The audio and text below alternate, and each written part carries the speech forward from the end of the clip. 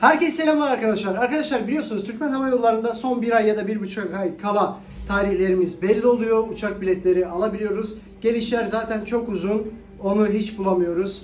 Ama şöyle bir şey var. Türk Hava Yolları'nda gelecek ayın yanvar, fevral, mart ayına bile biletler alabilirsiniz. Mart, april ayına gidiş gelişler alabilirsiniz.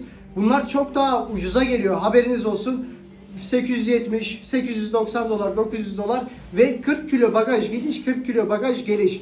Bir de şu durum var ki eğer pasaportunuzu değişmeye gidiyorsanız oraya, buradaki eski pasaportla bilet aldığınızda, gittiğinizde orada yeni pasaportunuzun resmini bize attığınızda biz bunu güncelliyoruz. Ekstra bir şey yapmanıza gerek kalmıyor. Ücretsiz bir şekilde güncelliyoruz. Siz de rahat bir şekilde oradan buraya gelebiliyorsunuz. Sadece ucuz bilet ve fazla bagaj için Türk Hava Yolları'na sizlere bilet kesebiliriz. Haberiniz olsun. Yerimiz Bakırköy'de. Şuradan ve şuradan da